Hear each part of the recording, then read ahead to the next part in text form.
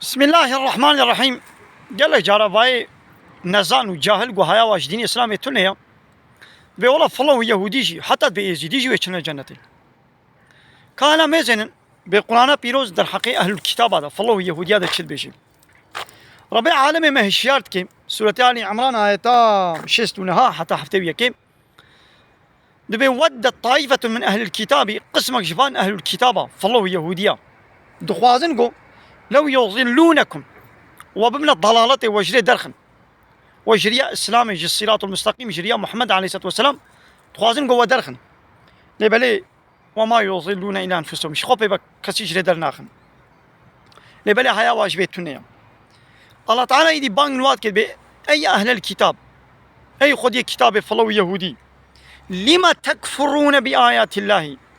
شماون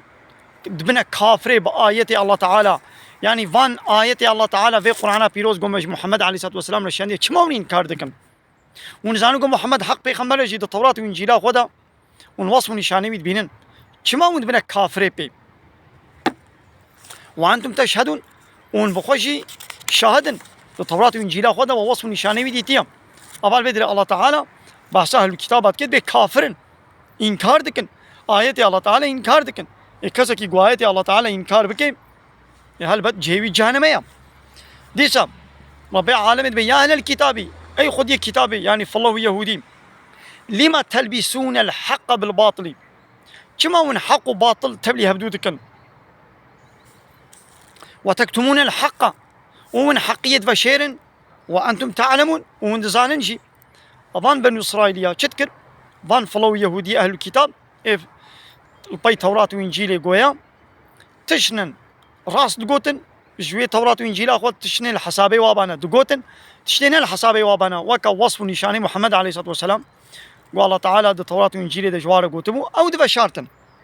أو حقي دفا شارتن تبلي أبدو تكرن بسبب ويناك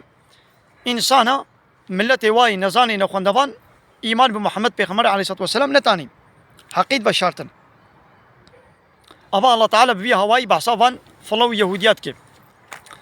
الفيدر دبيقو أم عالمي إسلامي شي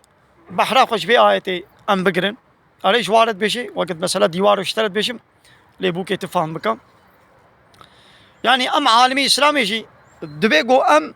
حقيقة نفشيرن آيات حديثين قو نل حسابي طاغوت وظالمة بن دبيقو ما نفشيرن أم وابين صار زمان يقول